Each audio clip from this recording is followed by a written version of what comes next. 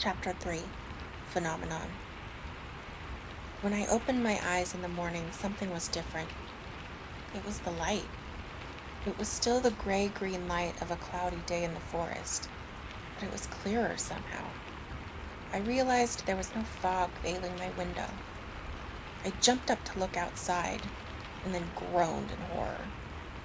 A fine layer of snow covered the yard, dusted the top of my truck, and whitened the road. But that wasn't the worst part. All the rain from yesterday had frozen solid, coating the needles on the trees in fantastic, gorgeous patterns and making the driveway a deadly ice slick. I had enough trouble not falling down when the ground was dry. It might be safer for me to go back to bed now. Charlie had left for work before I got downstairs. In a lot of ways, living with Charlie was like having my own place, and I found myself reveling in the aloneness instead of being lonely. I threw down a quick bowl of cereal and some orange juice from the carton. I felt excited to go to school, and that scared me. I knew it wasn't the stimulating learning environment I was anticipating, or seeing my new set of friends. If I was being honest with myself, I knew I was eager to get to school because I would see Edward Cullen, and that was very, very stupid. I should be avoiding him entirely after my brainless and embarrassing babbling yesterday. And I was suspicious of him. Why would he lie about his eyes? I was still frightened of the hostility I sometimes felt emanating from him, and I was still tongue-tied whenever I pictured his perfect face. I was well aware that my league and his league were spheres that did not touch, so I shouldn't be at all anxious to see him today. It took every ounce of my concentration to make it down the icy brick driveway alive.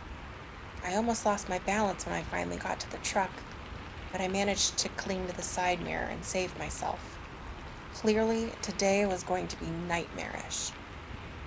Driving to school, I distracted myself from my fear of falling and my unwanted speculations about Edward Cullen by thinking about Mike and Eric, and the obvious difference in how teenage boys responded to me here. I was sure I looked exactly the same as I had in Phoenix.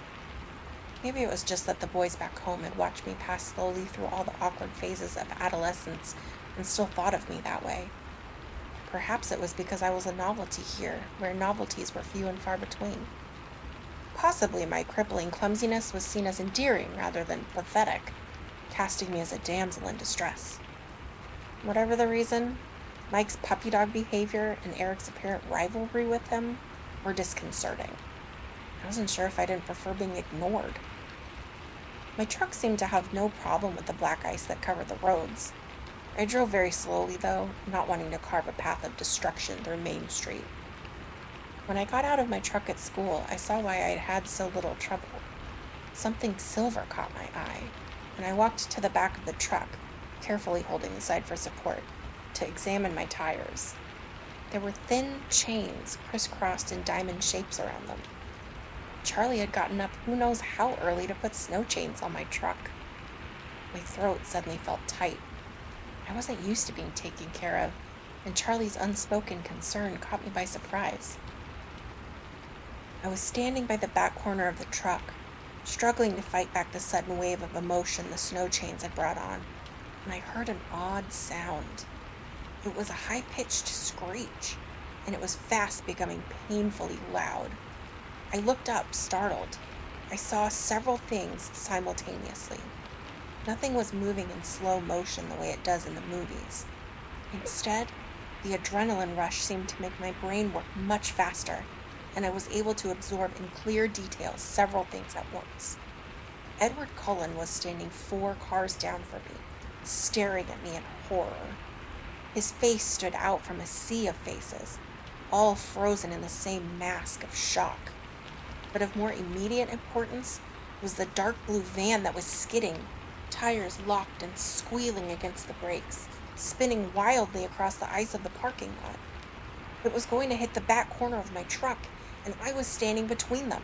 I didn't even have time to close my eyes.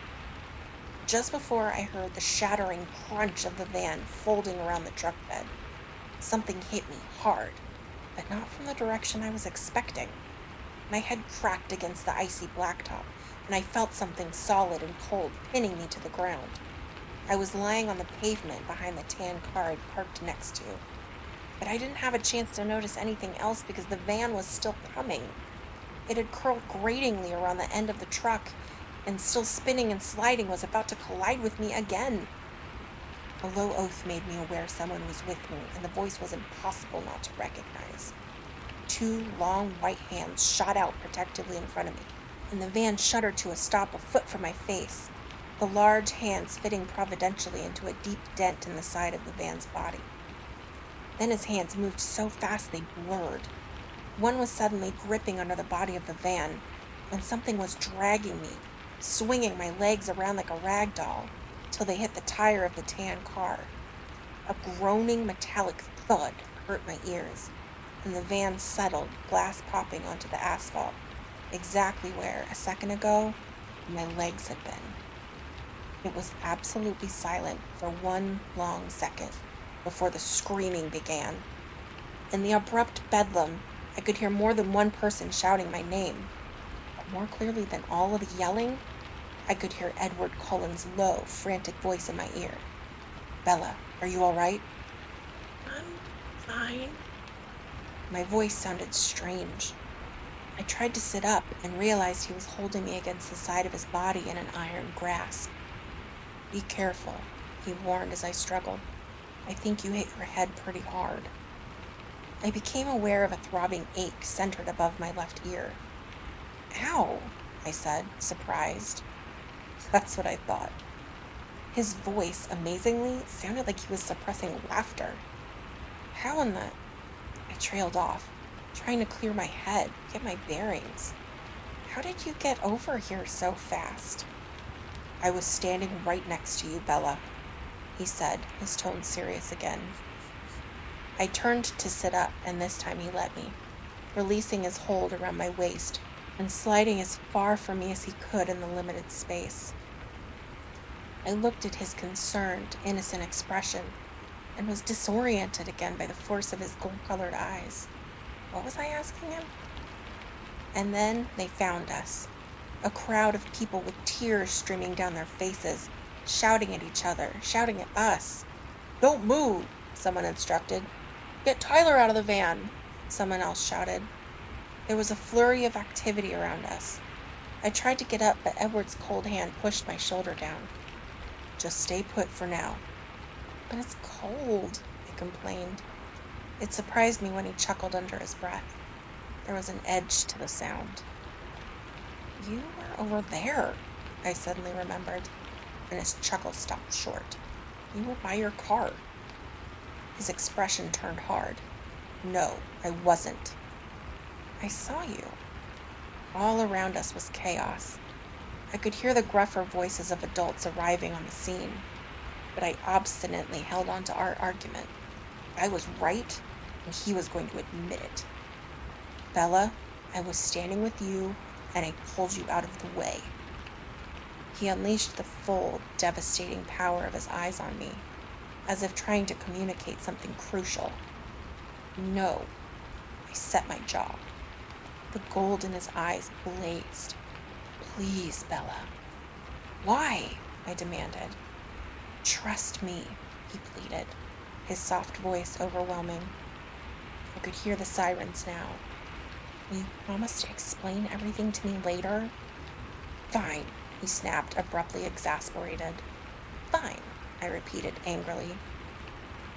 It took 6 EMTs and 2 teachers, Mr. Varner and Coach Clapp, to shift the van far enough away from us to bring the stretchers in. Edward vehemently refused his, and I tried to do the same. The traitor told them I'd hit my head and probably had a concussion. I almost died of humiliation when they put on the neck brace. It looked like the entire school was there, watching soberly as they loaded me in the back of the ambulance. Edward got to ride in front. It was maddening. To make matters worse, Chief Swan arrived before they could get me safely away. "Bella!" he yelled in panic when he recognized me on the stretcher. "I'm completely fine, Dad." I sighed. There's nothing wrong with me. He turned to the closest EMT for a second opinion. I tuned him out to consider the jumble of inexplicable images churning chaotically in my head. When they'd lifted me away from the car, I had seen the deep dent in the tan car's bumper, a very distinct dent that fit the contours of Edward's shoulders, as if he had braced himself against the car with enough force to damage the metal frame. And then there was his family, looking on from the distance, with expressions that ranged from disapproval to fury, that held no hint of concern for their brother's safety. I tried to think of a logical solution that could explain what I had just seen, a solution that excluded the assumption that I was insane. Naturally, the ambulance got a police escort to the county hospital. I felt ridiculous the whole time they were unloading me. What made it worse was that Edward simply glided through the hospital doors under his own power. I ground my teeth together. They put me in the emergency room, a long room with a line of beds, separated by pastel-patterned curtains. A nurse put a pressure cuff on my arm and a thermometer under my tongue. Since no one bothered pulling the curtain around me to give me some privacy, I decided I wasn't obligated to wear the stupid-looking neck brace anymore. When the nurse walked away, I quickly unfastened the Velcro and threw it under the bed. There was another flurry of hospital personnel, another stretcher brought to the bed next to me. I recognized Tyler Crowley from my government class beneath blood-stained bandages wrapped tightly around his head. Tyler looked 100 times worse than I felt, but he was staring anxiously at me. "Bella, I am so sorry." "I'm fine, Tyler. You look awful. Are you all right?" As we spoke, nurses began unwinding his soiled bandages, exposing a myriad of shallow slices all over his forehead and his left cheek. He ignored me. "I thought I was going to kill you. I was going too fast and I hit the ice wrong."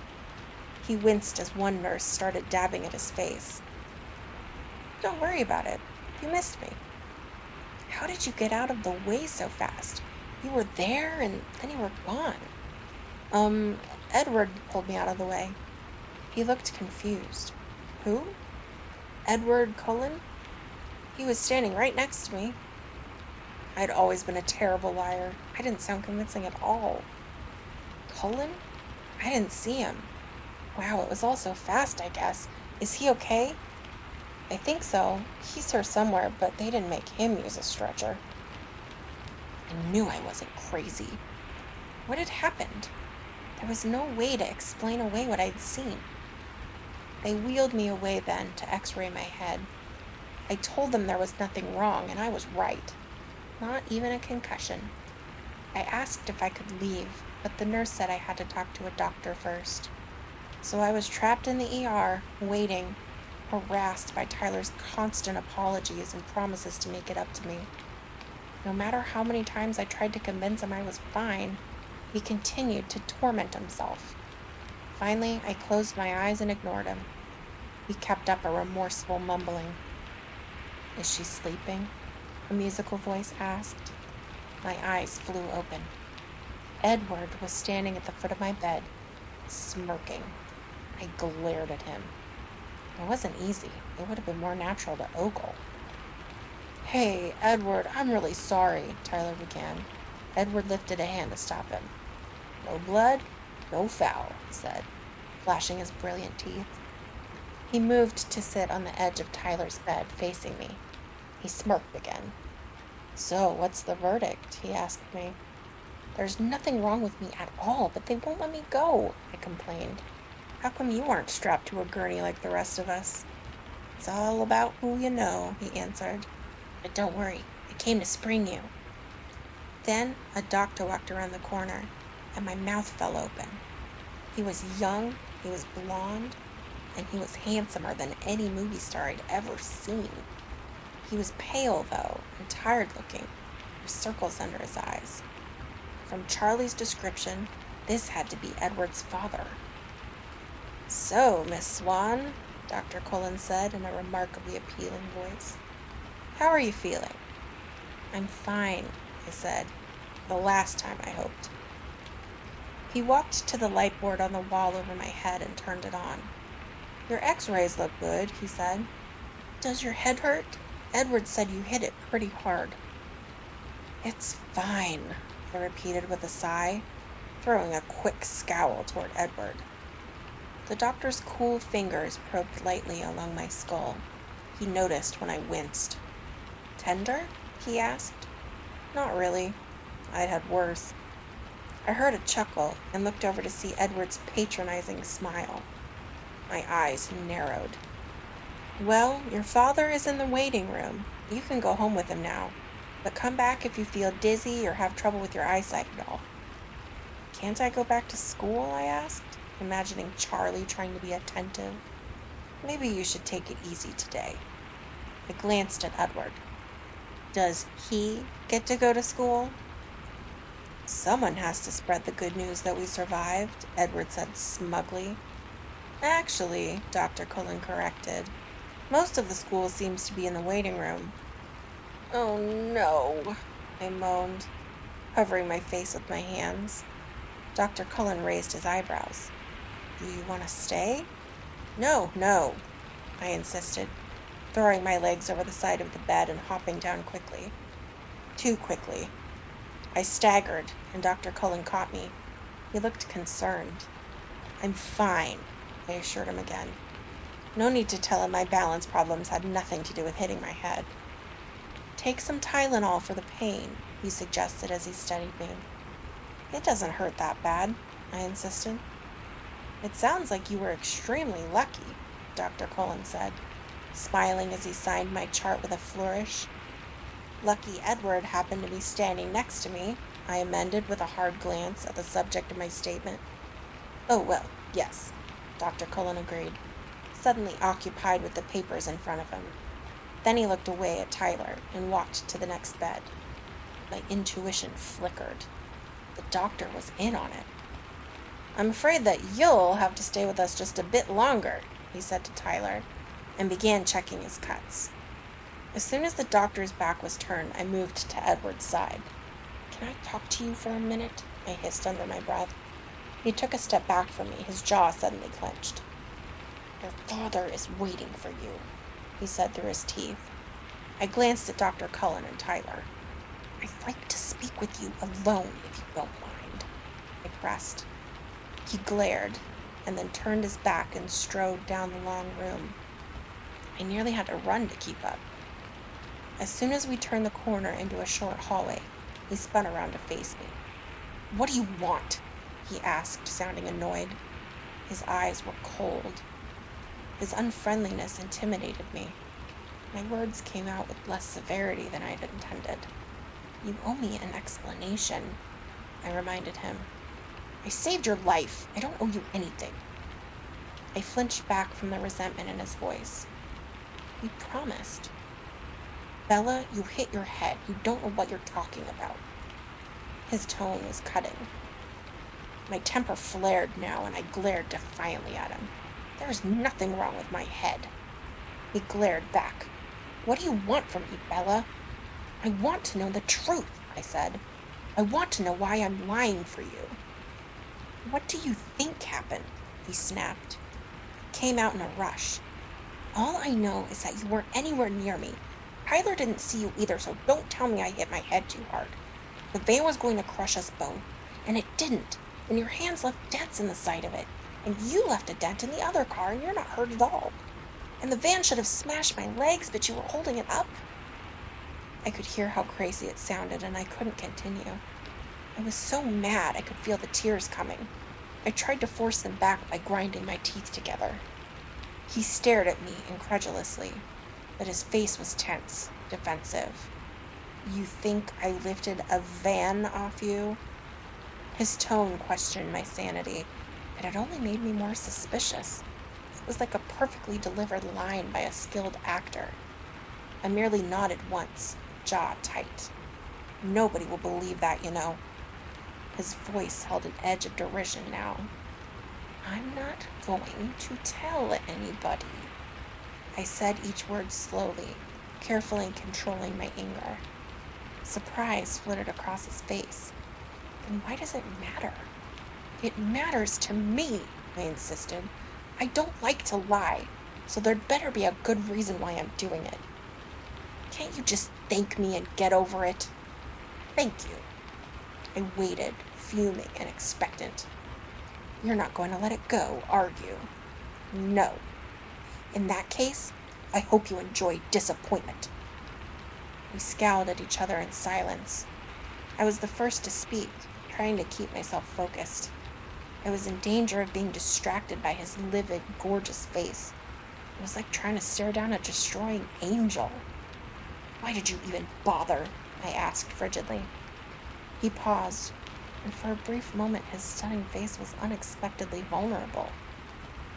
I don't know, he whispered, and then he turned his back on me and walked away. I was so angry it took me a few minutes until I could move. When I could walk, I made my way slowly to the exit at the end of the hallway. The waiting room was more unpleasant than I'd feared. It seemed like every face I knew in Forks was there, staring at me. Charlie rushed to my side. I put up my hands. There is nothing wrong with me, I assured him sullenly. I was still aggravated, not in the mood for chit-chat. What did the doctors say? Dr. Cullen saw me and he said I was fine and I could go home. Mike and Jessica were all there, beginning to converge on us. Let's go, I urged. Charlie put one arm behind my back, not quite touching me, and led me to the glass doors of the exit. I waved sheepishly at my friends, hoping to convey that they didn't need to worry anymore. It was a huge relief, the first time I'd ever felt that way, to get into the cruiser. We drove in silence. I was so wrapped up in my thoughts that I barely knew Charlie was there. I was positive that Edward's defensive behavior in the hall was a confirmation of the bizarre things I could still hardly believe I'd witnessed. When we got to the house, Charlie finally spoke. You'll need to call Renee. He hung his head guiltily. I was appalled. You told Mom? Sorry. I slammed the cruiser's door a little harder than was necessary on my way out. My mom was in hysterics, of course. I had to tell her I felt fine at least 30 times before she would calm down. She begged me to come home, forgetting the fact that home was empty at the moment, but her pleas were easier to resist than I would have thought. I was consumed by the mystery Edward presented, and more than a little obsessed by Edward himself. Stupid, stupid, stupid. I wasn't as eager to escape Forks as I should be, as any normal, sane person would be. I decided I might as well go to bed early that night. Charlie continued to watch me anxiously, and it was getting on my nerves. I stopped on my way to grab 3 Tylenol from the bathroom. They did help, and as the pain eased, I drifted to sleep. That was the first night I dreamed of Edward Cullen.